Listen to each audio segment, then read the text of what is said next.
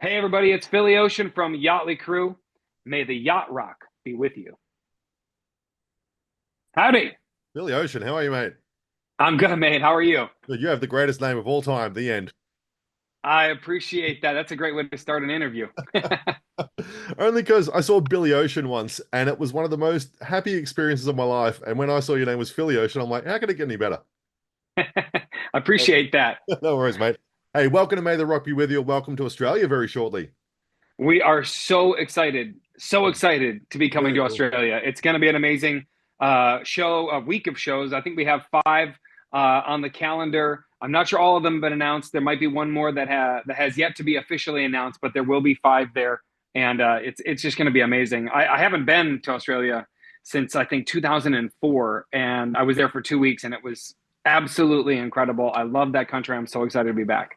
We can't wait for it. Now, can you explain to us what people can expect if they come out to one of your shows? Yeah, so I don't always know if people listening have heard the term yacht rock before. It's new to a lot of people. So I always like to tell them that yacht rock is your favorite hits from the late 70s, early 80s. We're talking soft rock like Steely Dan, Michael McDonald, the Doobie Brothers, of course, Christopher Cross. There's some Hall and Oates in there, Toto. These are the hits that make up this genre called yacht rock. And as you can see, it is something that we dress the part, so to say, and we encourage our fans to do so. It's a really fun, high energy show.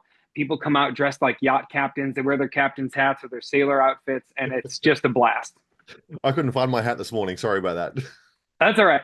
that. Now, what is it about this music that made you want to do this and celebrate it in this way? So all of us in the band, we grew up listening to this music, and we've all been in a slew of other bands our entire career. We're all lifelong musicians. There was something we started 8 years ago in 2017, and something just about this music is so carefree and nostalgic and just fun. It just puts a smile on your face. It makes you feel relaxed and happy. And at the time, our bass player, who he and the drummer, they started the band, they kind of getting us all together. He was like, nobody's doing anything with this music. Why don't we give it a shot? Why don't we see what we can do with it? And that was really the birth of it. And then, slowly but surely they found all the other members of the band. We all came together. We worked on it for 3 to 4 months, really learning the music. As we want to play this music as accurately as possible because people know and love these songs, and they expect that level of musicianship. So we really developed the show. We came up with our name and our look and the whole motif, and that's what it's been. And we always are refining it and trying to find ways to innovate and have fun and make it new. But that's what people can expect. We're kind of the Kiss of soft rock. There it is. There's the line. That's the one. I love that. Now, if you had to choose a favorite song that you play, though, what would that be? For me, my favorite song is "Heart to Heart" by Kenny Loggins. Nice. It's just such a fun song, and I would say that with all of these songs, we turn the volume up a little bit. We turn the energy up a little bit on these songs. And a part of that is so that it translates to a high energy show for people. But that song in particular, it has all these different segments to it that make it such a diverse song, both musically and vocally. And it's just a blast to perform. Awesome. Now, is there one song, though, that you'd love to include that you haven't yet managed to get in the set? A couple of times we played the song Thunder Island Hmm. by Jay Ferguson. And it's a little bit lesser known song. Like when we play that, like I could even tell kind of on your face. Do you know that song? I've heard it, but I don't know it well enough. So, yeah, you're right. Listen to it. It's such a banger, man. It's a great song, but it's one of those songs that like not really enough people know for us to play it, because if we play a song that people don't know that well, that's when they go to the bathroom or they go to get another drink, right? And we want our audience in the palm of our hand the whole show. So that's one song I wish we could play more. I wish more people knew that one because it's so good, but we just don't get to play it that often. That's fair enough. Now, yesterday, Toto and Christopher Cross just announced they're playing shows here in April, which is Yeah, outstanding. The genre is I heard. clearly Yeah. alive and well. What do you put its longevity or even resurgence down to? You know, I think I can't really speak to Australia, but I think for us here in the States, more and more we need places of joy where Mm. people come together to have fun. And I think this music just encapsulates such feel good nostalgia that it's kind of undeniable. And it also gives people this thing to look forward to and to share with their friends. And that's kind of one of the cool things. We've had a lot of people over the years just kind of stumble into our show. They didn't really know what Yacht Rock was. They hadn't heard of us before, but they wound up at a show. They leave having had the best night of their life. And then they immediately run home and they tell all of their friends and family, the next time this band is in town, you have to come see them with me. We are going. And they come back with like 20 or 30 people. Brilliant. So there's a fun in sharing it also. Yeah, I love that. So let's talk about the genre itself, because I was thinking about this and there's some contention here. Because some would say the first ever heavy metal song was Black Sabbath by Black Sabbath, or some would say Born to Be Wild or Helter Skelter by the Beatles. What, in your opinion, though, what would you consider to be the first ever yacht rock song? You know, that's a really good question. There's a documentary out that we're featured in called Yacht Rock, a documentary. It's on Max, and they do a really, really good behind the music deep dive into the history of why it's called Yacht Rock, how it became Yacht Rock. And the two guys, Hollywood Steve and JD Risner, invented the term and basically invented the genre. They invented, you know, what constitutes a yacht rock song and what doesn't. But on the early side, it's like around the year 1978. There might be a song or two that was, you know, pre 1978, but that's really about where we find this starts. And it's really not so much a song. It's about artists taking particular influences and coming together to work together. So that's when you have Michael McDonald, you know, joining the Doobie Brothers. That's when you have Christopher Cross. Well, he was in the early 80s, I think 81, his album came out.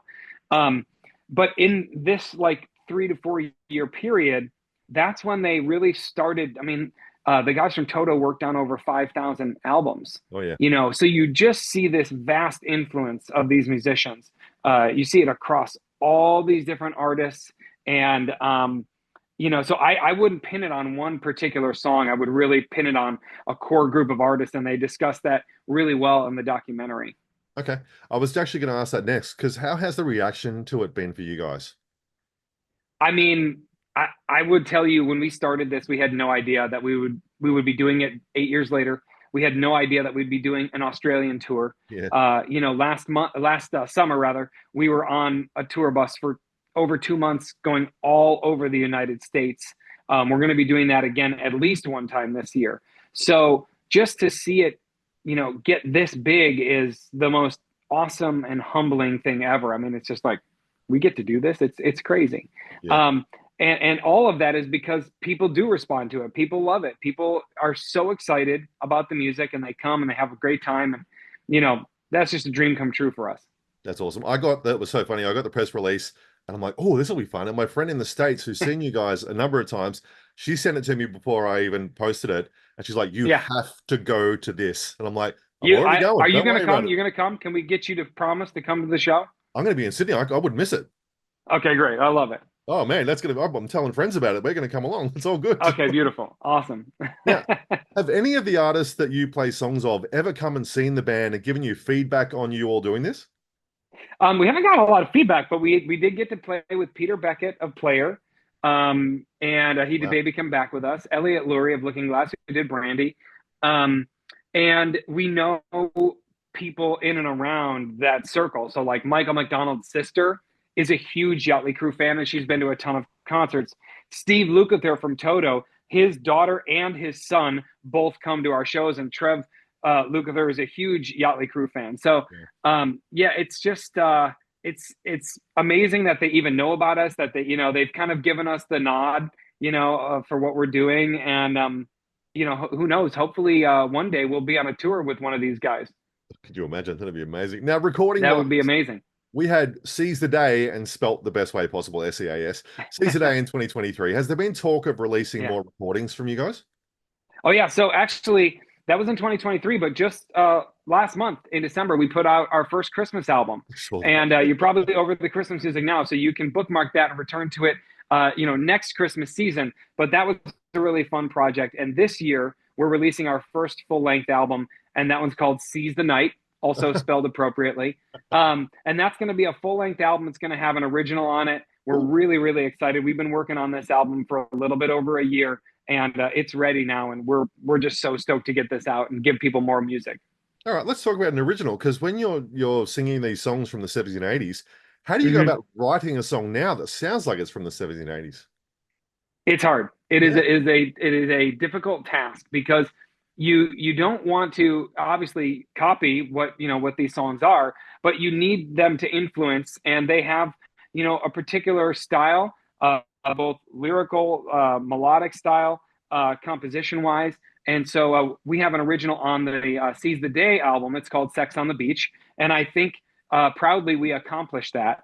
It definitely has a love story. It has some innuendo, and it's a song about, getting drunk and falling in love. And all of these things are very, very common themes in the songs that make up the yacht rock genre. And so that was a really fun song to write. The new song that we're going to be releasing on the coming album was actually written by legendary songwriter Diane Warren, and our manager has had a lifelong working relationship with Diane, and she's a huge fan.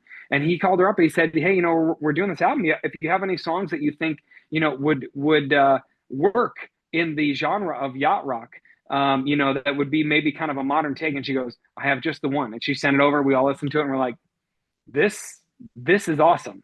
All right. Yeah, and so it's got it has a really nice tempo. It's really fun. The chorus has a great hook to it, and we just took that song and we did our thing with it, and we amped it up a little bit, and it's really cool. Sounds Amazing. great. Mate, Diane Warren and Desmond Child, the two writers you want. If you've got anything to do with them, you are set. You are good. So well done. Amen. That's Yeah, awesome.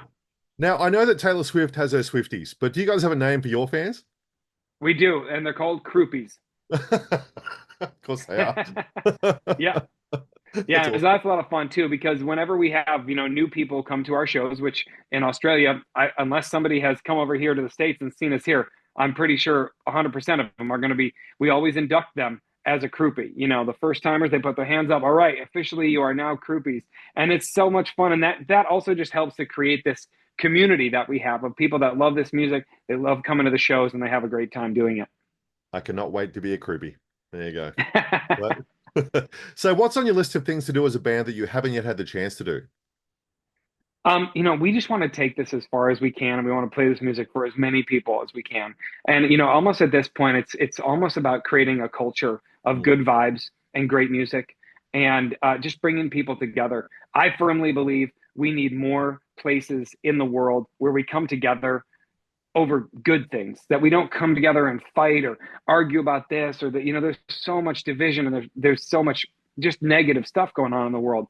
We need these places in our culture, and it's not escapism. Actually, it's really truly a place to come together. People have come to our shows for years now, and they come up to us afterwards and they say, "I want you to know that the memories that people make and that we make at these shows last us a lifetime. It's not just, some concert. It's not just a band in a bar playing through. It's an event. It's a life experience. And nothing makes me happier than hearing that, because that is why we do this." Brilliant. This is what, like you said, it's what we need. It's sort of like, Yeah. and you said it's not escapism, but sometimes it is for people, and it's really they Right. can just forget about the real world for a couple of hours and just Yeah. enjoy themselves. It's great. Well, it's escaping negativity. Yeah, Yeah. yeah. So There you yeah, go. that's okay. All right. So what I do with everybody is I get them to look ahead to the future with a prediction, right? So I want you to finish Yeah. this sentence for me. By the end of 2025, Yachtley Crëw will. Have played in multiple countries around the world. We will have released a new music video, Mm, possibly with another celebrity appearance. The first one, Sex on the Beach, by the way, featured our good friend Mario Lopez, who's a cool. huge star here in the States. You can check that out on YouTube. And I think we'll also be either gearing up or releasing another album by the end of 2025. Two. Mm. We'll see. All right. Well, that's exciting. We're very excited to have you on Australia, so we can't wait, man. It's going to be an absolute ball. Yeah, we're so excited. And we just look forward to playing for everybody down there. We look forward to seeing the country. It's going to be a whirlwind of a trip because we're doing 5 shows in about 7 or 8 days. So I might be a little bit of a zombie when I'm not on stage, but that's okay because it's all about the show. Billy Ocean, absolute pleasure, mate. Like you said, I'm really excited to see this show because I love this genre. I Thanks, grew up buddy. with it. I've listened to it. My uncle introduced me to Hall and Oates and all those sorts of artists, and Yes. Toto and the likes. I can't wait to see this in full effect. Hell yeah. I love it. And I love the name of the show too. Thanks, Thanks so man. much for having Appreciate me it. on it. Awesome. I will see you in Sydney. See you soon, bud. Legend, mate. Take care. Thanks. Bye. Bye bye.